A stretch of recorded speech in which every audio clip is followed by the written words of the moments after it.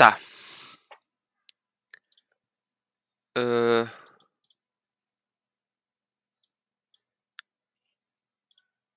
basicamente as perguntas são todas sobre o que vai cair na prova, o que hã, algum conselho do que estudar pra prova. Então, assim, eu não sou eu não tenho acesso à prova, eu não consigo dar essa informação, porém, eu tenho mais ou menos uma ideia do que seria importante hã, vocês estudarem, seja pra vida ou pra outras cadeiras. Hã, então, bom, assim, do mais básico, vocês vão começar daquela aula de células e genomas, do dia 30 até metabolismo 2. Então, hã, mas isso eu imagino que vocês já sabiam, né, é a área 2. Eu vou compartilhar a tela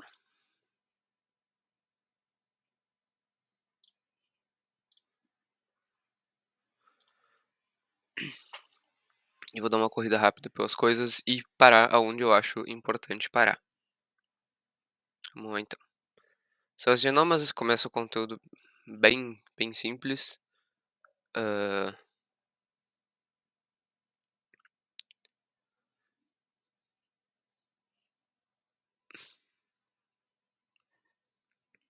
Enfim, todo mundo tem DNA, exceto o vírus que tem RNA ou DNA, e ele não se sabe se ele é vivo ou não, né.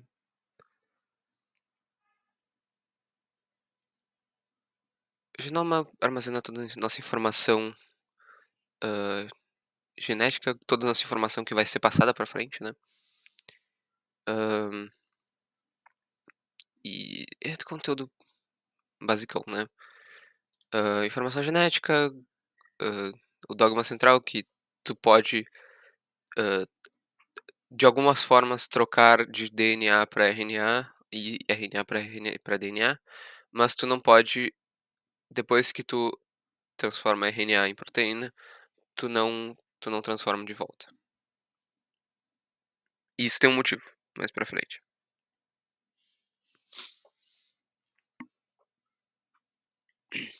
A gente tem essas 4 bases principais, tem a uracila também, depois. Hã, porém uma coisa, sei lá, uma coisinha que talvez seja importante pra vocês depois, é que vocês podem pensar nesses caras como 2 bolinhas, uma bolinha, 2 bolinhas, uma bolinha. E a grande diferença é que alguns deles, que eu não vou saber dizer quais, calma.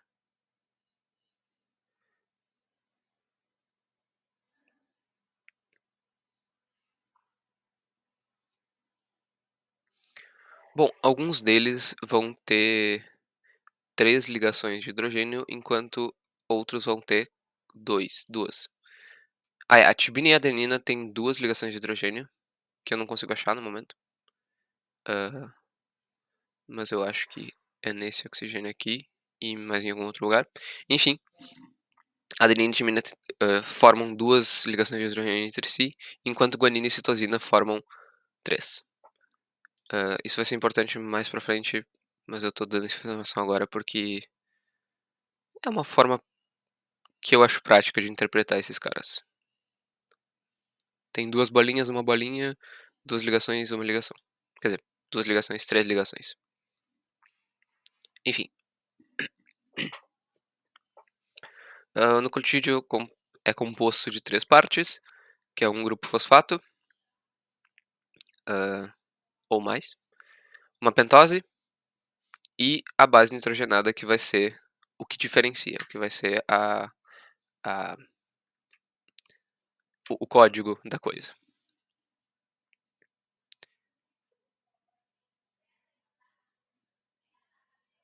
Aqui a gente está falando sobre a diferença de DNA e RNA.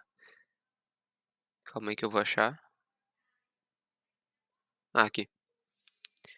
Aqui na desoxirribose temos um OH ao invés de um H nesse carbono 2 aqui.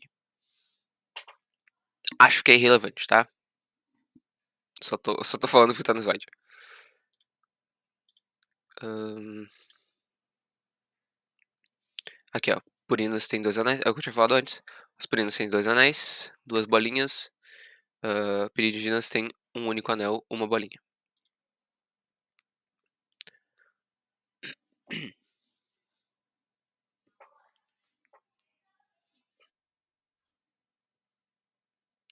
Olá, bom dia.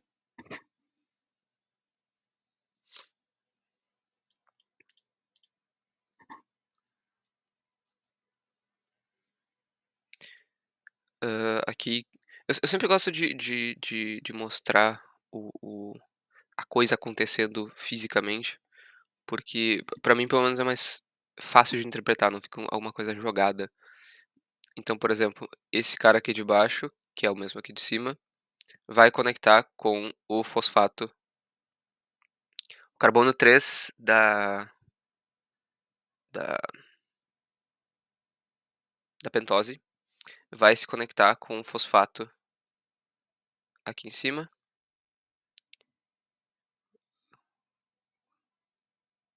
Ok, ele foi embora. Ahn, e daí esse fosfato vai se conectar embaixo com o carbono 5. E é daí que vem o nome 3 linhas, 5 linha, né? Essa ordem, porque ele vai descendo assim. No carbono 5 e no carbono 3 eles vão se, se escalando assim. Enfim.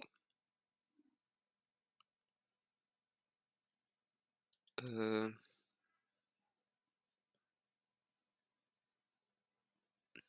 ok.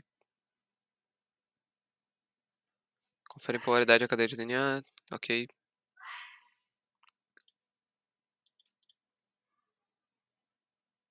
Aqui. Eu tenho que começar a ver os slides pra frente, mas é o que eu tava falando aqui. A adenina e a timina formam duas ligações entre si, e a citosina e guanina formam três ligações entre si.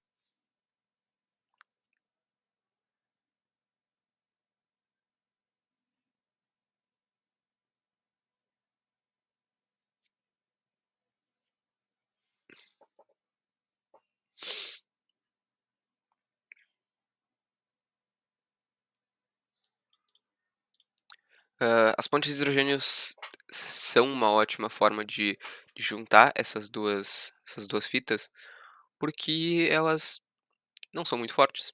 Elas são bem fraquinhas, mas elas são suficientes para deixar aquela coisa junta, caso tu não tenha algum estímulo, alguma interrupção. Pode ser, por exemplo, uma RNA polimerase que vai chegar ali. Mas enfim,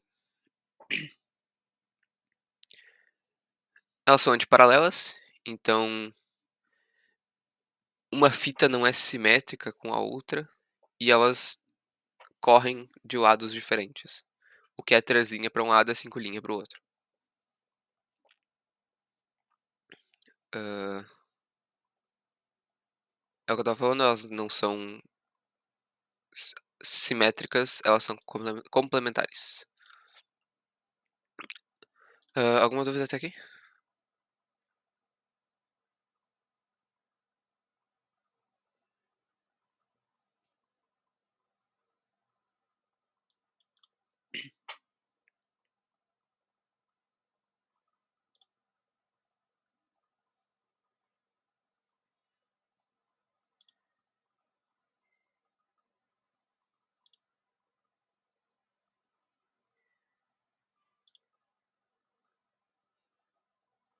Ok. Hã, quando elas são lidas, auxiliadas pelo mesmo lado,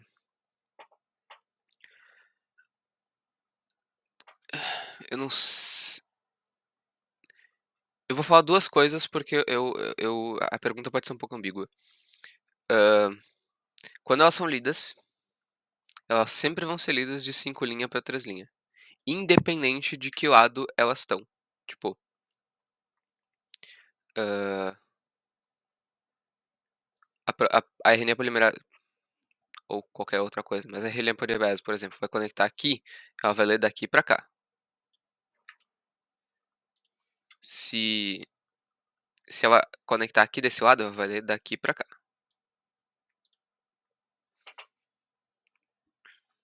O lado 5 linha, 3 linha é relativo ao lado que tu tá lendo.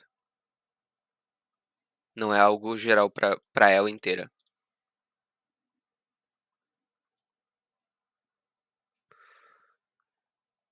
O que importa na ponta?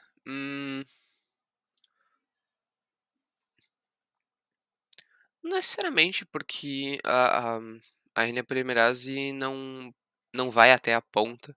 O que importa tá aqui, ó, 5 linha, 3 linha. Por causa dessa diferença, ela vai conseguir identificar, hã, não por causa dessa diferença específica, mas porque existe essa diferença, de alguma forma ela vai conseguir identificar o que que é, pra que lado que ela tem que ir, e vai: uh".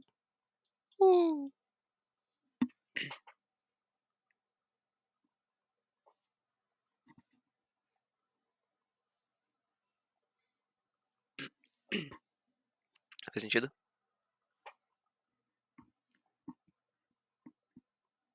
Perfeito. Hã, ok.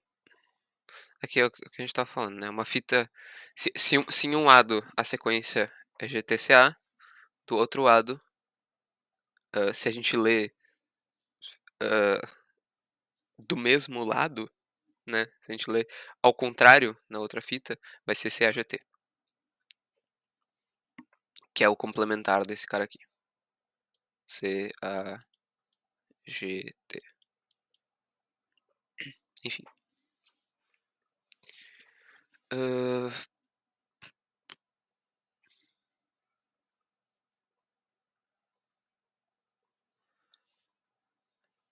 aqui é comentado,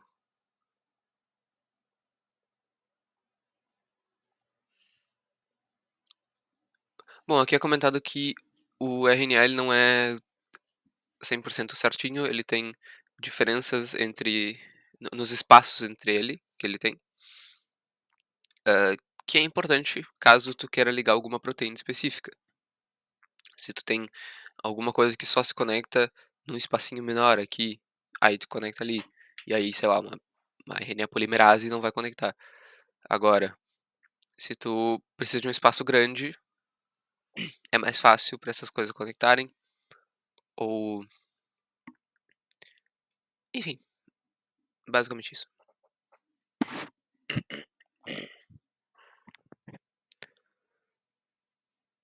Hum, Fenômeno é menor, hã,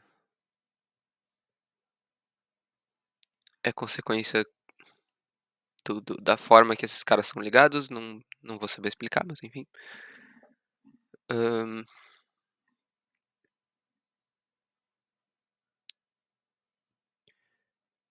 eu acho que é por causa disso aqui, tu vai formar uma fenda menor, e por causa disso aqui tu forma uma fenda maior, mas eu não saberia explicar isso na na estrutura aqui,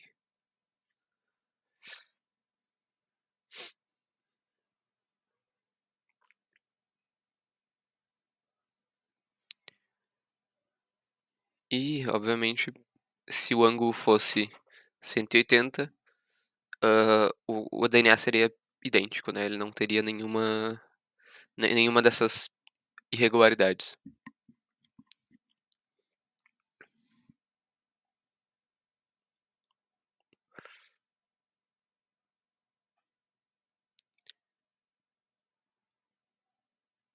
tá. Cromossomos, vamos lá.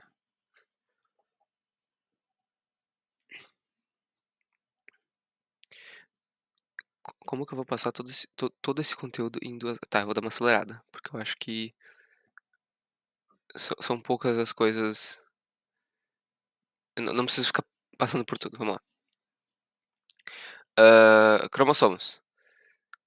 Nem todo, hã, no caso, toda a todo mundo tem cromossomos. Não não é pouca coisa. Mas é que eu fico parando em tudo e às vezes é um slide que só reforça o ponto anterior, enfim. Hã, meio que deixa eu ver se todo mundo tem cromossomo mesmo. Hã,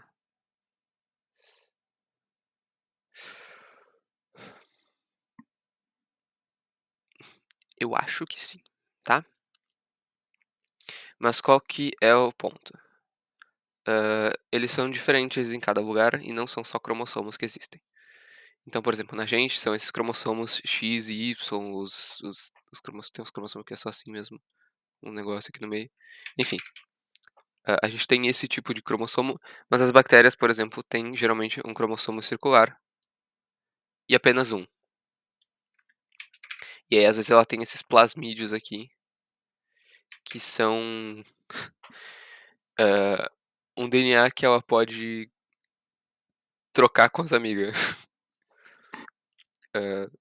Enfim, as bactérias, inclusive, elas não têm um núcleo, mas elas têm um nucleoide, que é uma região.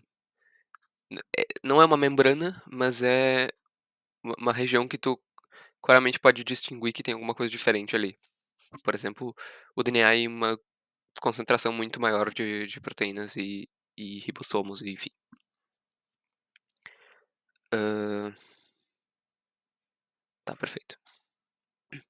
Mitocôndrias e cloroplastos têm DNA diferente do nosso, né, porque elas são seres basicamente, entre aspas, "independentes", mas não mais, né, mas elas já foram independentes e elas se reproduzem por si.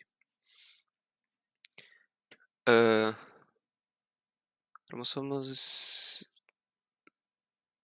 tá aqui o amiguinho, ele vai se dobrando por essas histidinas aqui. Isso eu lembro que tem mais pra frente, eu não vou falar disso agora. Hã, e eles vão se enrolando e tem os telômeros que eu também vou falar mais pra frente. Hã, não são histidinas, são estonas, eu falei errado. O que que são histidinas agora então?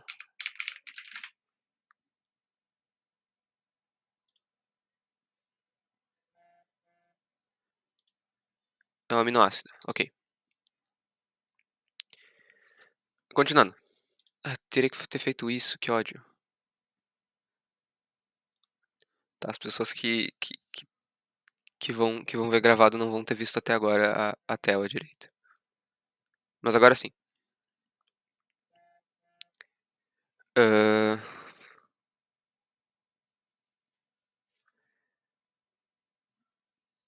tá. Tem as estonas, que é uma pastilha basicamente, é um negócio meio assim. Que desenho lindo. E aí o DNA vai se enrolar 2 vezes nela, e aí ela tem uns 8 bracinhos, ela tem oito subestruturas, que daí, tipo, quando o DNA se gruda nela, ela vai, tipo, fechar um desses bracinhos e vai compactar o DNA junto com ela. Hã, enfim, hã, DNA é comprido, resumidamente. Tã tã tã tã.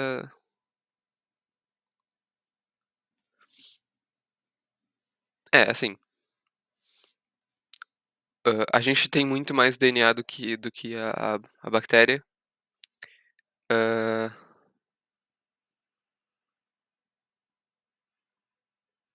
e calma, me perdi. E a gente precisa compactar ele muito mais do que ela. Ela não precisa compactar tanto, mas ela ainda compacta ele. Hã, isso aqui a gente sabe, né, que durante a prófase ele se compacta e, enfim, não vou passar nesse ponto. Aqui as estonas, com as suas 8 subestruturas, e o DNA vai passar, ela vai fechar o bracinho dela. Hã,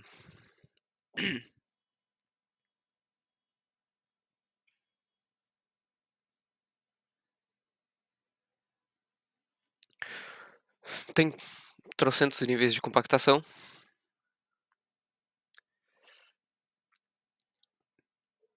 Não vou. hã,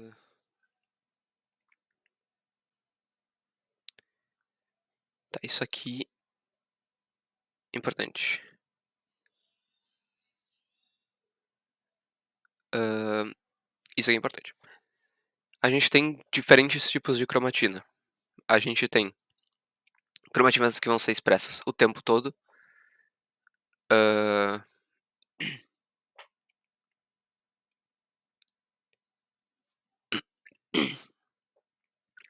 se não o tempo todo, por exemplo. Não, o tempo todo. Elas vão estar expressas o tempo todo, vão estar abertas lá, porque quando elas estão compactas, quando ela está muito compactada, a proteína não consegue chegar lá para ler ela. Então são regiões que são inativas no nosso cromossomo. Hã, então, por exemplo, sei lá, digerir lactose é uma proteína que está sempre, bom, considerando, eu acho que foi um péssimo exemplo. Hã, deixa eu pensar em alguma coisa.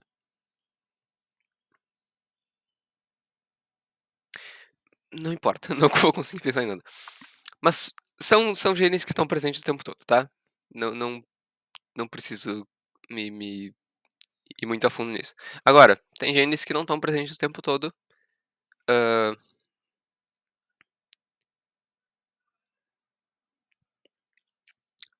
e tem genes que são compactos o tempo todo, inclusive. Hã, por exemplo, a sei lá, não sei, genes que já não são úteis. Por exemplo, no nosso DNA tem aqui na frente. Aqui, ó. O nosso DNA tem, tipo, isso aqui de DNA inútil, basicamente. Quer dizer, inútil entre aspas, mas DNA aqui não. Isso aqui é só DNA inútil. DNA que não faz nada pra gente. Então essas partes ficam compactadas o tempo todo, porque não tem por que a gente deixar elas ali. Hã, e elas vão, hã, enfim.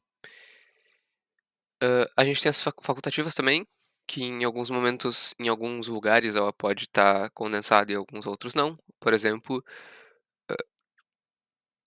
eu não sei se é um exemplo real, tá, mas, por exemplo, a lactose, que eu imagino que, quer dizer, a proteína que digere a lactose, né, alguma produção de lactase só vai estar presente, no nosso estômago, quando está presente, né. E só vai estar, hã, descondensada lá, porque não tem por que eu digerir lactose no meu cérebro. E tem partes que vão estar sempre condensadas, por exemplo, os centrômeros, que são essa parte que puxa o DNA para perto, e os telômeros, que são a nossa data de validade. Os telômeros são muito interessantes, porque toda vez que a célula se divide, ele vai perder um pouquinho. E quando não tem mais telômeros, o que vai ser perdido vai ser DNA. Até lá a gente imagina que a gente já tenha morrido. Mas é importante a gente ter uma data de validade para a célula, porque se a gente não perdesse nada, a mutação que acontece normalmente ia fazer o esquema. A gente sempre erra na hora de duplicar nosso DNA, mas às vezes, geralmente, como, sei lá, pouco do nosso DNA é realmente, hã, único, essa parte aqui, É fácil tu perder em algum lugar que talvez não faça tanta diferença. Mas isso vai se acumulando e acumulando e acumulando. Então, se a gente não tem essa adaptabilidade, a gente não morre, mas a gente vai ter alguns tipos de câncer. Enfim, são esses 2 constitutivos. São partes que são sempre condensadas por um motivo específico, que é, hã, ela vai ser uma estrutura, ela vai constituir o cromossomo.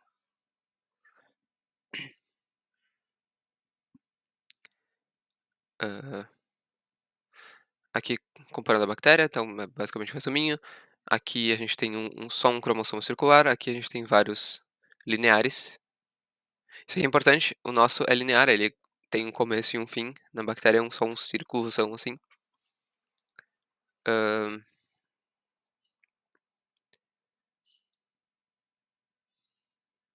a gente tem um núcleo, eles não, a gente já sabe disso. Hã, a maioria dos procariotos são haploides, ou seja, eles são N. Isso aqui é um N? Não, isso aqui é o contrário de um N.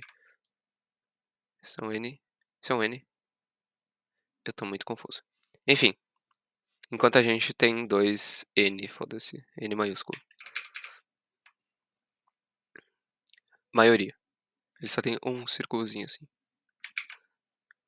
Hã, e é basicamente isso.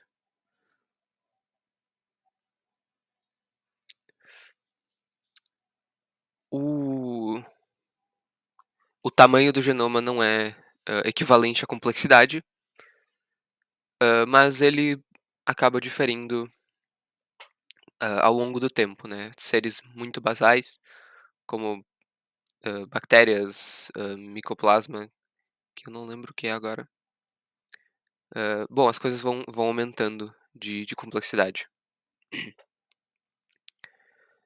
Hã,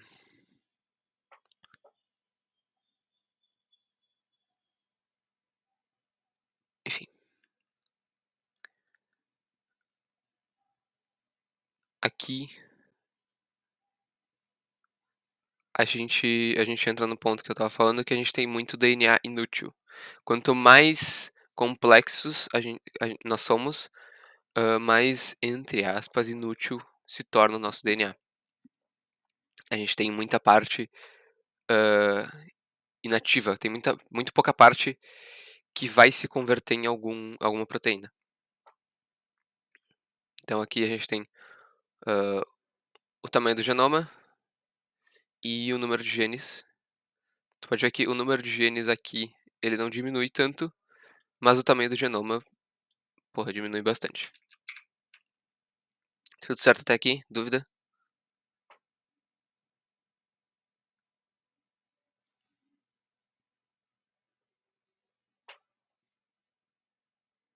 Eu não entendi porque o tamanho do genoma diminui se o número de genes não diminui muito.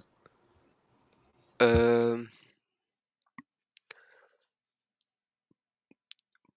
quer dizer, hã, eu não entendi exatamente, tipo assim, ele não diminui no sentido de, acho que tu sabe disso, né, mas ele não diminui no sentido de que ele vai diminuindo, mas, por exemplo, isso aqui é um ornitorrinco, ele tem um genoma muito menor que o nosso, mas a quantidade de genes que ele expressa não é significativamente menor.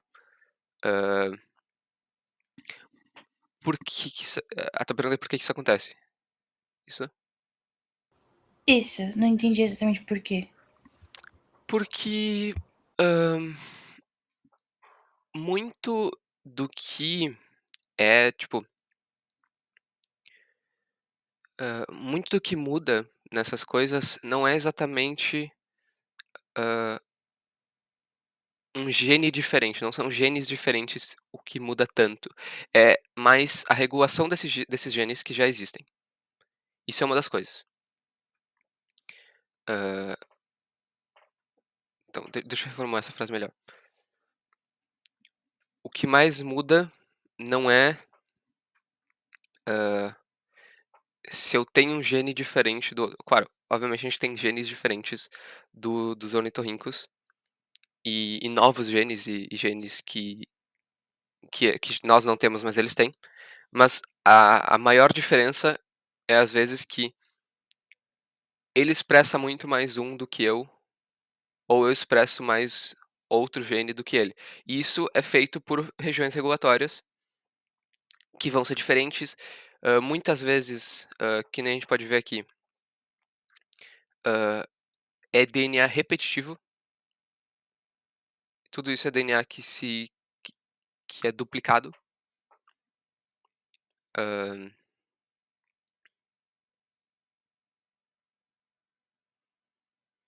enfim, hã,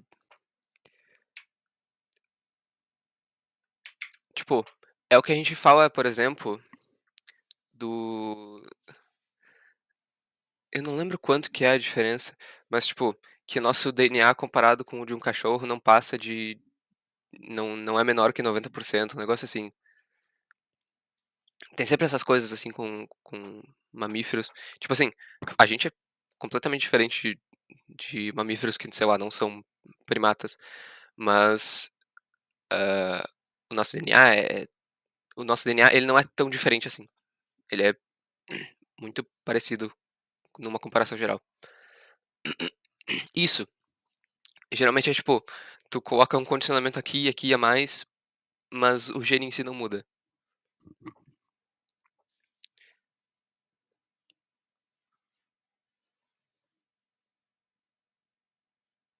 Aqui o cachorro.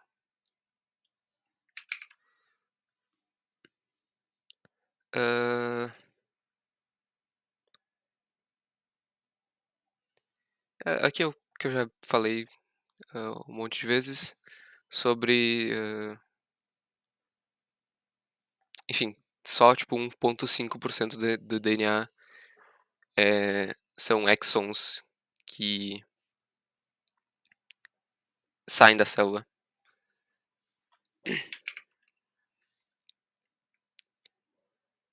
Hã, tu pode me interromper a qualquer momento, tá? Não não espera eu chamar, porque às vezes eu me perco. Enfim.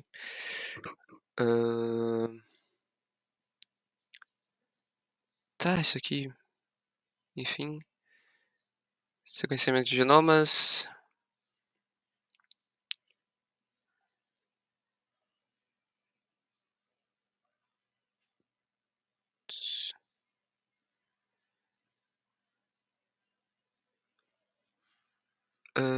gene homology for human diseases,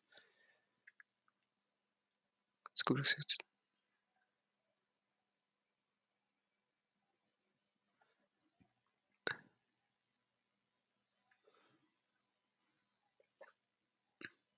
aqui, ó, entre uma mosca e a gente são 60% de DNA, hã, similar, é bastante coisa pra uma mosca, sabe.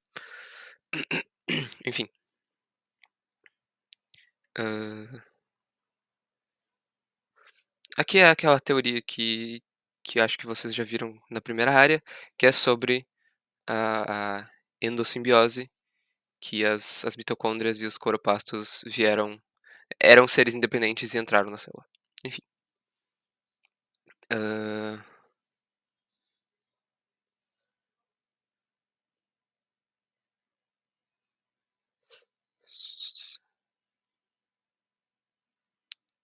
isso aqui é coisa de pesquisa que geralmente tem organismos, hã, modelo, que são organismos mais fáceis de se manusear em um laboratório e que são mais eficazes em te dar o que tu precisa de resposta.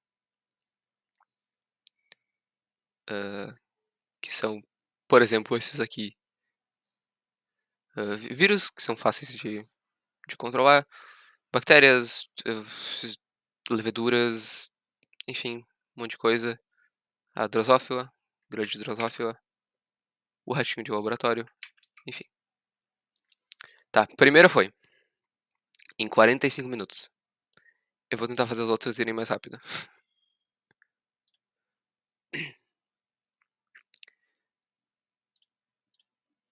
Expressão gênica. Bom, o que eu já tinha falado.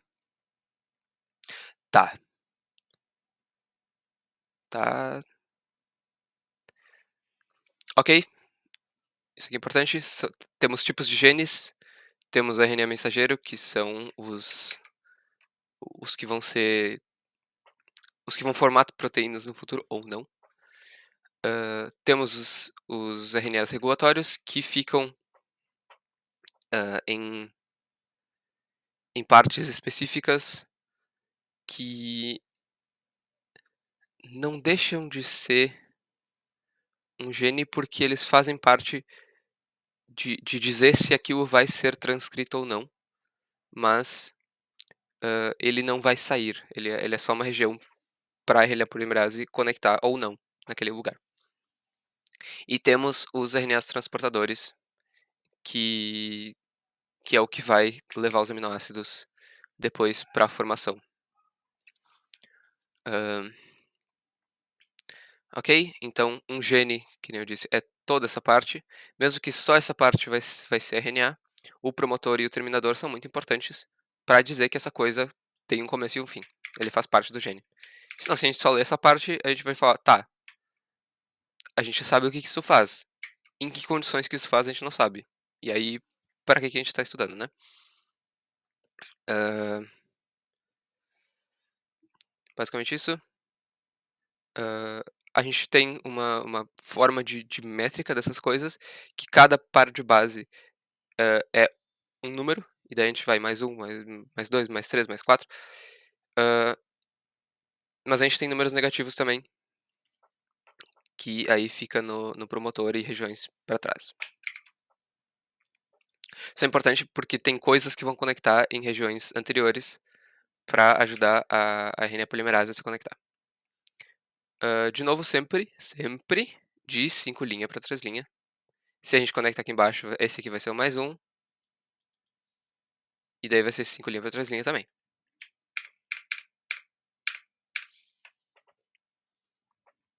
Ok, ok. Fatores cis e fatores trans. Fator cis é o próprio código do RNA. E fatores trans vai ser alguma coisa extra que tu vai conectar nele.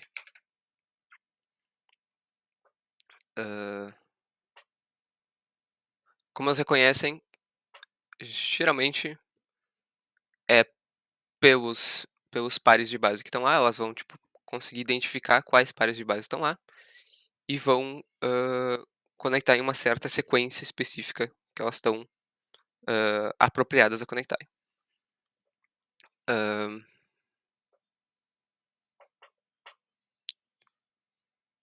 E também por causa do negócio do tamanho, né? Por exemplo, esse trambolho aqui não poderia conectar nessa curva menor aqui. Enfim.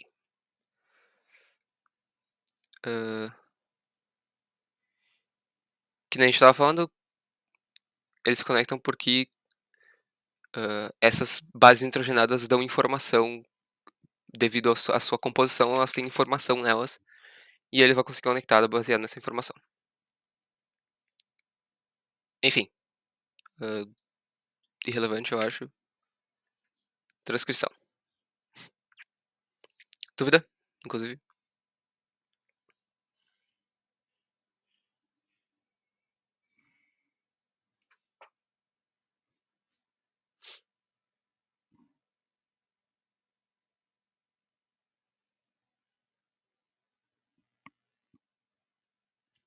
Vou considerar que não. Mas eu vou estar lendo no chat. Expressão gênica nos eucariotos e nos procariotos é diferente. Até porque a gente tem uma membrana que permite ou não que as coisas passem. Então, nos procariotos, a RNA polimerase vai fazer o RNA, e lá no próprio, tipo, enquanto ela tá fazendo, já tem ribossomos fazendo as proteínas que ela tá fazendo, enfim. Enquanto na gente, a gente tem uma membrana que bloqueia essa passagem e só deixa o RNA mensageiro passar depois que ele estiver pronto. A gente vai ver o que é estar pronto.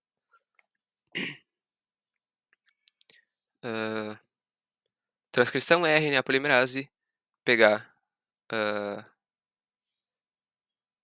uma fita molde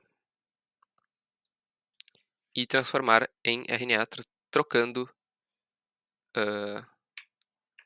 o que era timina aqui embaixo, no caso, por uracil. Existe diferença, eu acho que vai aparecer aqui em algum lugar. É, aqui ó. Tem a fita codificadora e a fita molde, tá? A fita codificadora é geralmente o que a gente usa, tipo, quando a gente quer falar que esse RNA é resultado dela, tá? Porque é exatamente a mesma coisa, só que com uracilas ao invés de timinas. A fita molde, o que ela é? Ela é exatamente um molde. Um molde é o quê? Ele é um negativo daquilo que a gente quer. Por exemplo, se eu quero uma espada, eu pego um molde de uma espada que é o vazio que faria o formato de uma espada. Essa é a fita molde, e a gente geralmente não usa ela quando a gente quer falar de um DNA específico. Por exemplo, qual que é o gene que... Vamos ao exemplo da lactase de novo. Que forma a lactase? Tu vai falar esse aqui de cima e não esse aqui de baixo, tá?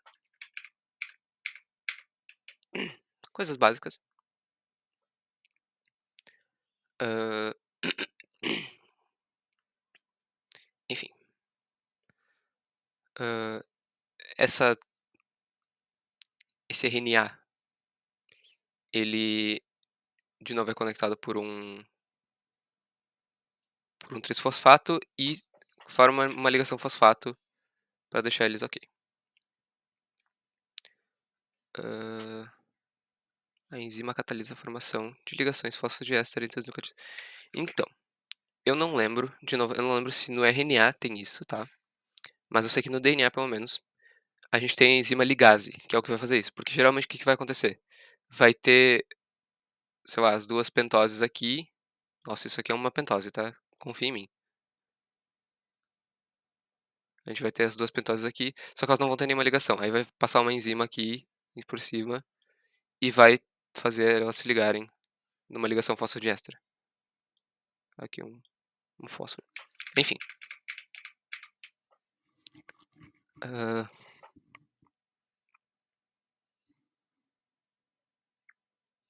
ok. Promotor e terminador. A gente, nos eucariotos, temos três tipos de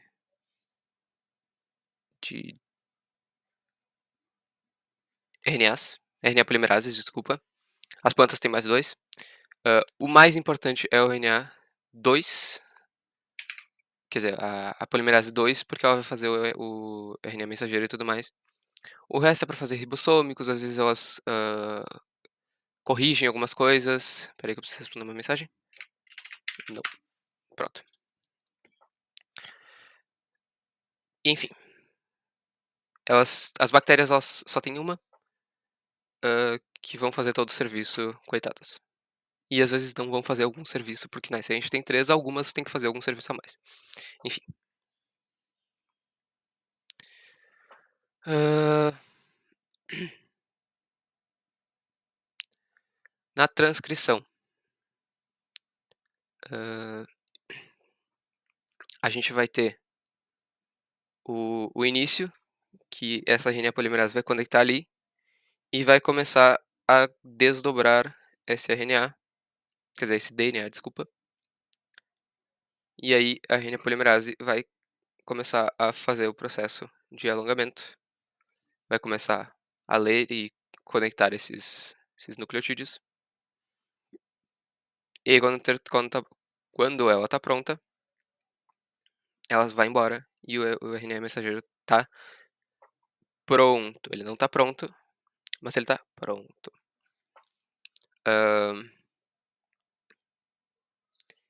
E o DNA, por causa dessas ligações de hidrogênio e porque ele tem uma tensão de se enrolar, no momento que a RNA polimerase vai para frente e desocupa um espaço de trás, ele já vai se dobrando de novo. Ele não tem nenhum nenhuma necessidade de alguma coisa dobrar ele de volta.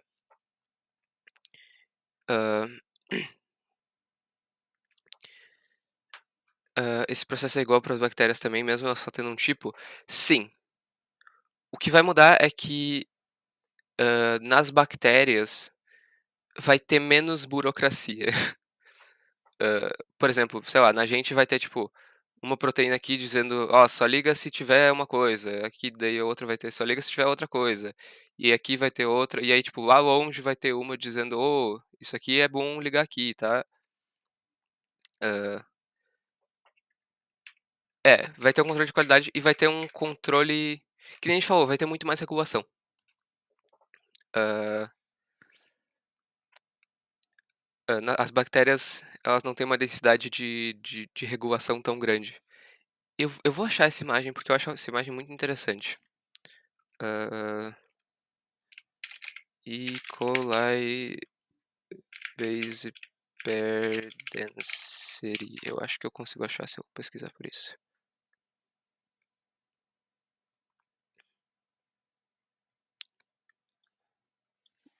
Coding chromosome. Tá, isso aqui é interessante. Eu achei aqui. Será que eu consigo postar no chat disso aqui? Não consigo, tá? Eu vou ter que compartilhar minha tela, então.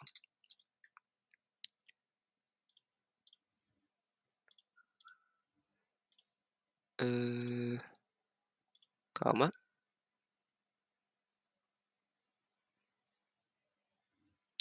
Aqui. Hã, essa imagem aqui, pera. Não sei se o pessoal estava vendo, mas agora está. Essa imagem aqui, todas essas partes v azuis são regiões codificadoras, tá? Hã, então, tu pode ver que ela é muito compacta. Como ela tem muito menos pares de base do que a gente, ela precisa ser muito mais eficiente na hora de expressar o que ela precisa. Então, onde é que tu vai colocar tanta região reguladora, tanta coisa assim, num negócio tão compacto como esse? É muito diferente da gente que, tipo, sei lá, que nem eu disse, 1,5% disso é realmente região codificadora. No caso, região de exons. Inclusive é por isso que elas têm os operons, que a gente vai falar mais pra frente, que são regiões que tu só usa um promotor para mais de uma pra mais de um RNA, basicamente. Pra mais de uma proteína. A gente o que a gente tem pra gente, né, a gente tem um gene para cada proteína. Elas vão ter um operon que vai dizer assim: "Ó, tu vai começar aqui, tu vai codificar essas 3 proteínas, e aí tu termina", para não ocupar tanto espaço com promotor e terminador, ok? Isso eu decidi falar por motivo nenhum, na verdade. Mas enfim, voltando. Hã, tá. Hã, ela se liga ao promotor, geralmente a gente tem essas regiões de que ela vai reconhecer, tá.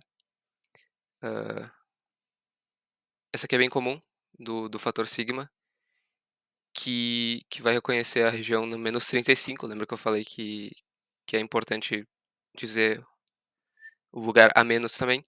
Ela vai se ligar no -35 e no -10, nessas regiões aqui, tá. Hã, isso é em eucariotos, tá. Mentira, porque tá escrito aqui bacterianos, Henrique. Hã, enfim, hã, aqui ele vai ter fatores de ligação diferentes.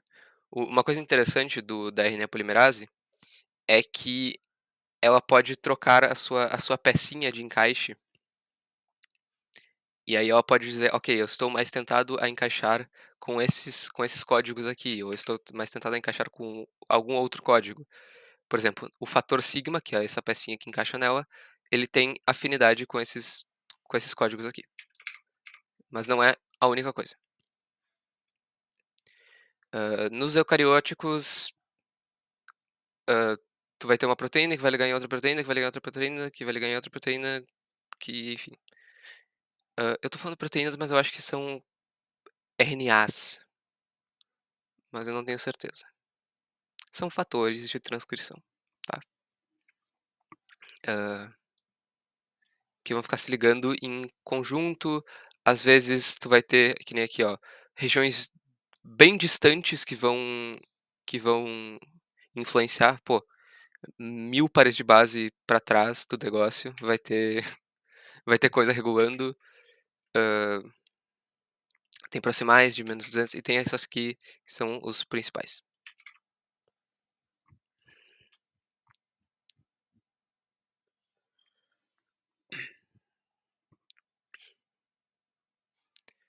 Hã, o alongamento que eu falei, ele vai trocar só a timina da fita codificadora, não é a fita molde. Da fita codificadora vai ser basicamente tudo igual, só que vai ter U em vez de T. Hã, pra terminar a transcrição, a gente tem algumas formas, por exemplo, tem o fator Rho aqui, que ele vai acompanhando a o caminho do RNA, e quando esse RNA polimerase parou, ela vai ficar paradinha aqui, e aí pra desconectar, o fator Rho vai, tipo, chegar aqui e vai criar uma tensão que vai puxar e vai quebrar o RNA, e tá ali, tá o teu RNA feito. Também tem esse grampo aqui que eles fazem, que faz com que elas que aconteça a mesma coisa, cria uma tensão e vai-se embora. Hã, é o que a gente estava falando.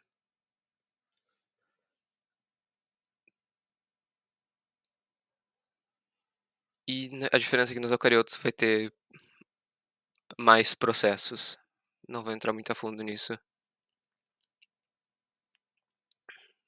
E acabou esse slide. Vamos lá, próximo. Maratona de slide de isso aqui é metabolismo, não é isso?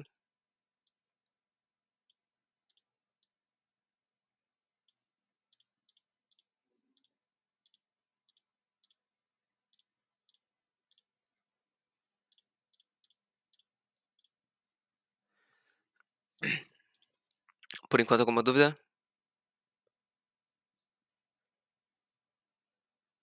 Perfeito. Processamento de RNA. Eu acho que essa parte é muito importante, tá? Eu tenho certeza que pelo menos alguma coisa dessa parte vai cair na prova. E eu não consigo transportar ele de volta para o outro. Espera aí. Pronto. Hã, vamos lá. Revisão, a gente acabou de ver, a gente não precisa revisar isso. Processamento de DNA, de RNA. O que vai acontecer? O mundo fora do núcleo é um mundo hostil. É um mundo impiedoso. E a gente precisa preparar esse RNA mensageiro para o mundo lá fora. O que a gente faz com esse RNA, tá? Primeiro, nós temos introns e exons. Os introns são partes do RNA que não vão, hã, que não são feitos para sair dele. Podem ser feitos de regiões reguladoras, podem ser diversas coisas, mas por algum motivo eles não vão sair, eles não vão expressar nada.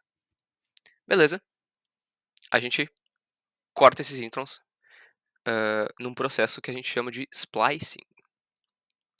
A gente vai tirar esses introns com o spliceosome, que ele vai, tipo, se tu procurar, spliceosome no YouTube, tu provavelmente vai ver um videozinho, ele é bem interessante o processo. Mas ele basicamente calma aí, bom, depois eu falo de capeamento, eu quero falar de splicing primeiro. Hã, cadê?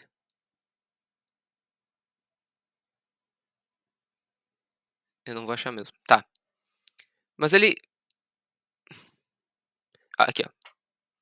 Ele faz um lacinho, vai ter as proteínas dos lados, aí eles vai se juntar e vai formar um lacinho, e depois ele junta os 2 exons, tá. Perfeito. Tá. Capeamento. Tá, deixa eu terminar de falar dos introns primeiro, porque eu sou esquisito. Hã, tiramos os introns, mas a gente também pode tirar exons. No splicing alternativo, a gente quando a gente tira os introns, a gente tira também esse exon no meio, e aí fica, por exemplo, esse código aqui. Isso gera variação, hã, nos humanos. É bem interessante. Hã, a gente chama de isoformas, né. Splicing, basicamente isso, tu tira os introns, deixa os exons, às vezes não deixa todos os exons. Simples assim. Não não sei se precisa saber mais que isso sobre aqui, ó. Lembra que densidade genética, hã, densidade quer dizer, aumenta o genoma, não aumenta o a quantidade de genes, a densidade genética diminui. Então aqui a gente tem muito mais introns do que o resto. Hã, a gente pode gerar complexidade porque, enfim, quanto mais variedade de exons que a gente pode tirar e colocar, melhor. Aqui o lacinho, isso aqui eu já falei. E aí a gente começa por tá, capeamento então, que eu tinha esquecido de falar. Hã, o mundo lá fora é hostil, como eu disse. A gente vai dar um capacete para nossa para o nosso RNA, para ele se sentir mais seguro. O que acontece? Essa ligação trifosfato, né, bom, vocês já sabem porque a gente acabou de estudar metabolismo. Uma ligação trifosfato, ela é muito energética. O que que isso significa? Que ela tá pronta para ligar em alguma coisa e dar energia para alguma coisa. A gente não pode deixar o nosso RNA assim, ele é uma peça preciosa. A gente precisa estabilizar essa ligação de fosfato. O que a gente faz? A gente bota uma metila na ponta, tá? Para deixar o nosso, no caso, a gente coloca uma guanosina e uma metila na ponta para estabilizar esse lado do do do RNA mensageiro. Por quê? Porque lá fora tá cheio de enzima querendo degradar coisas. A gente não quer que elas degradem o nosso RNA mensageiro. Perfeito, perfeito. E aí quando ela termina, a gente vai ter uma um check mark, assim, que vai ser em formato de novo, eu não sei se é uma proteína, um RNA, mas a gente vai ter um check mark que vai ficar grudado nesse RNA para dizer: "Ó, essa parte tá feita". Perfeito, perfeito. Hã, isso aqui é feito desde, hã, lá no quando se está formando ainda o RNA, já está se colocando o capacetinho nela. Hã, ou pelo menos já está se começando o processo, tá. Isso aqui não é exatamente o capacete, eu imagino. Mas enfim. Ah, esqueci de falar, todos esses processos são coisas que acontecem só em eucariotos, porque em procariotos a gente não tem essa diferenciação de núcleo e coisa. Então, no momento que um RNA mensageiro na bactéria começa a ser, hã hã, produzido, já tem, hã, já tem ribossomos fazendo esse RNA. Então não tem por que precisar de todas essas proteções. Hã, então esse é o cap de metila, ele vai ficar no na extremidade 5' tá. E a gente tem a cauda de poliar, hã, a poliadenilação, que vai ser um negócio que vai fazer "ah", enfim. Hã, a gente vai começar a colocar um monte de adeninas no final do do nosso RNA, que vai servir basicamente como uma cauda de lagarto. Então, vai ter coisas que vão começar a degradar esse RNA, mas é uma parte inútil, é uma parte que só serve para realmente ser degradada, para dar tempo para esse RNA. Hã, tá enganando eles, exatamente. Hã, enfim, aqui a gente vai clivar e vai começar a gritar com o nosso RNA. Na extremidade 3' é isso, tá.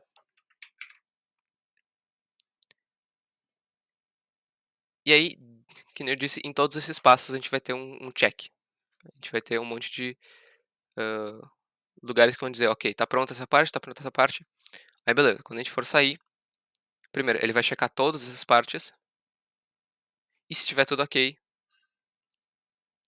aqui ó, se tiver tudo ok, esse RNA pode sair.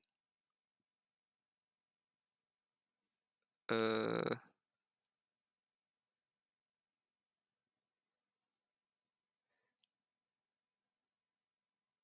ok, isso eu já tinha falado. Isso aqui eu acho que eu já tinha falado também. Os introns também têm proteínas de regulação para saída, só que é regulação para dizer não sai, né.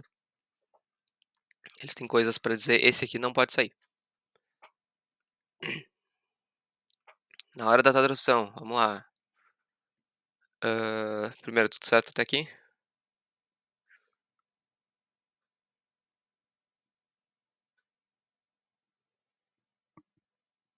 Perfeito.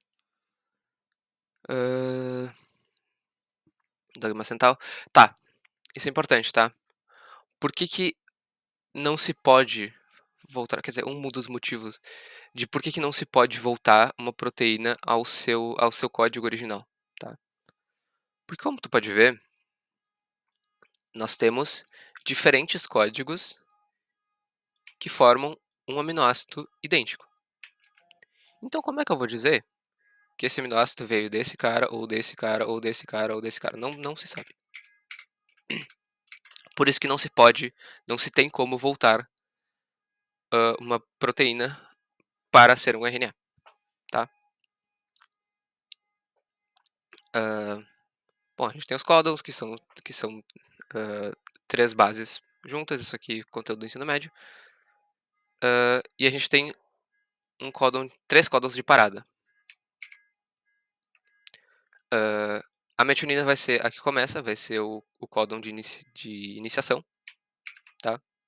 Sempre vai começar com uma metionina, e sempre vai terminar com um desses 3 que não vai gerar nenhum aminoácido. Hã,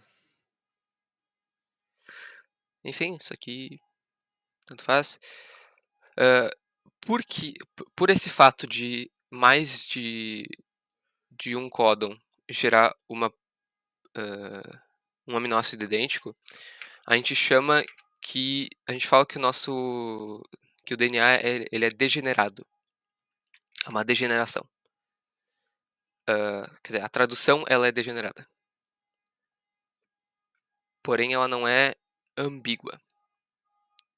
Hã, ela é degenerada porque mais de um códon gera a o mesmo aminoácido, porém, só um aminoácido pode ser formado por esse códon.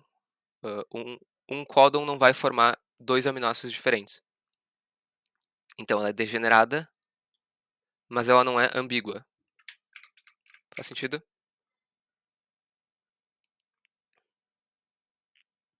Perfeito. Hã, isso aqui eu já tinha comentado. Bom dia, Amanda. Hã,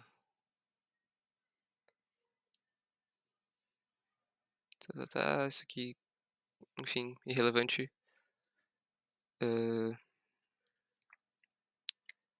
Síntese de proteínas. Isso aqui eu gosto de fazer uma alusão que me ajuda, tá?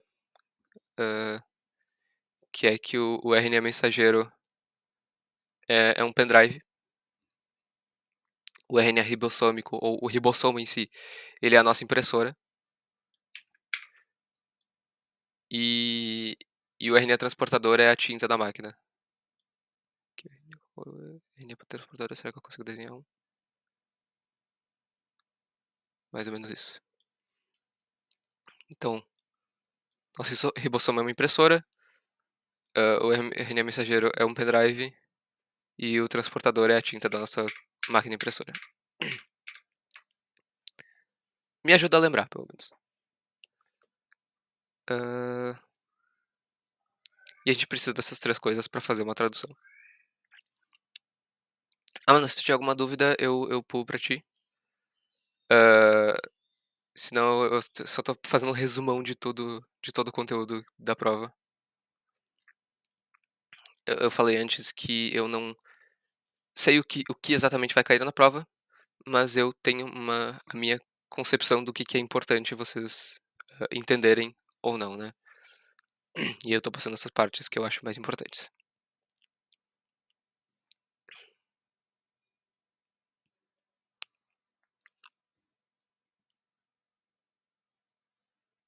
Acho que eu vou parar de gravar e começar de novo.